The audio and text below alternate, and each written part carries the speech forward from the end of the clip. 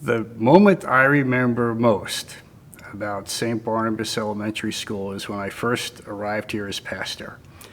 And the principal had an assembly of kids. The stage band played some wonderful music. They presented me with a sweatshirt of the school, and then it became my turn to give a few remarks. Not knowing my audience, I had just come from a fundraiser dinner where Al Leiter, who was pitching for the Mets at that time, gave a wonderful talk. And I mentioned to them that Al Leiter gave a great talk, and I asked, how many students are Met fans here? The entire student body stood up and booed me because everybody in Woodlawn is a Yankee fan. I got to know my audience very well from that day forward.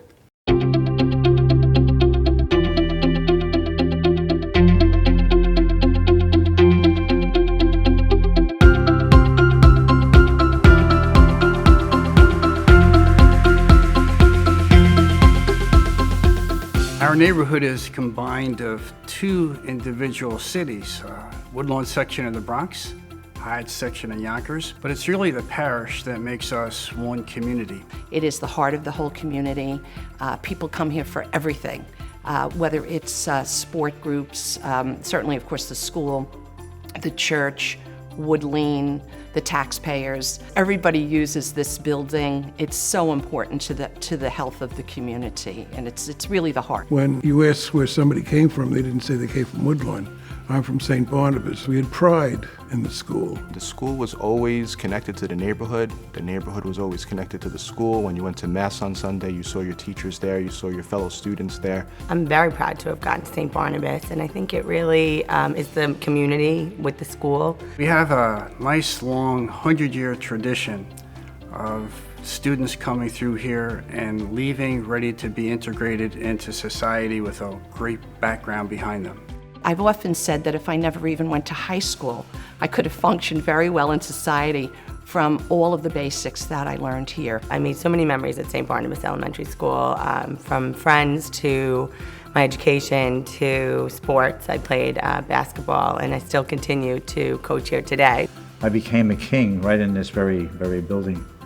They used to have school plays, and they picked me to be an Irish king. I didn't know Irish had kings, but I had a one line, and come up to my kinglet and we'll have some tea and some scones. Because it was an Irish neighborhood then too,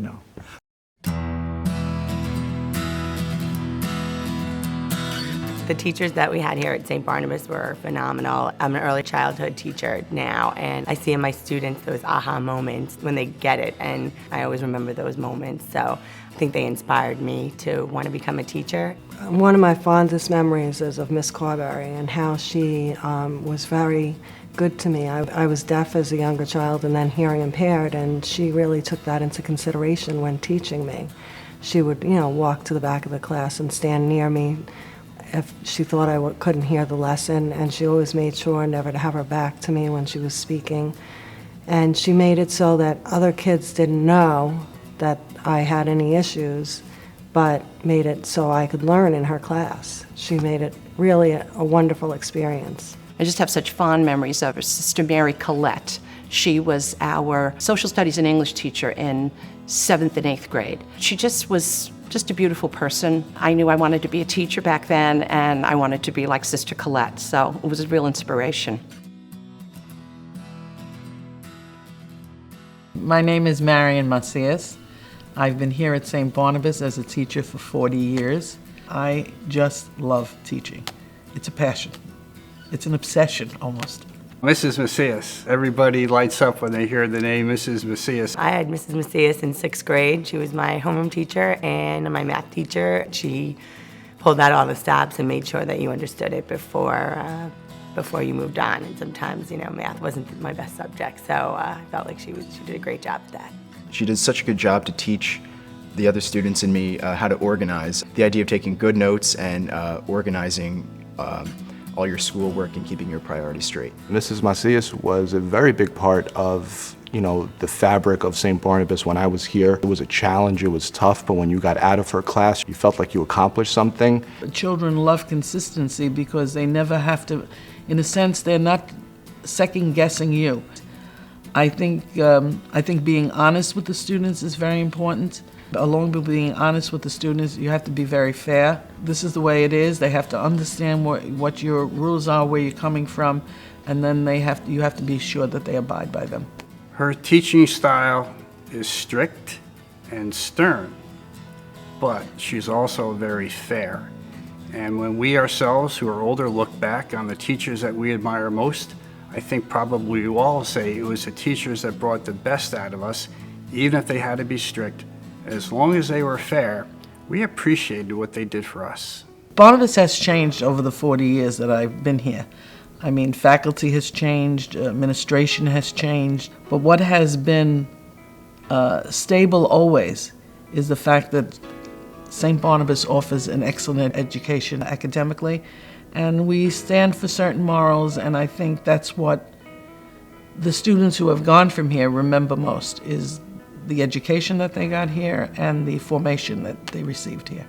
So it's important for us to get out and reach out and find those graduates and welcome them back to the school and tell them to come back and take a look and see what we're doing. And the excellence and tradition that they grew up with is still very much alive today.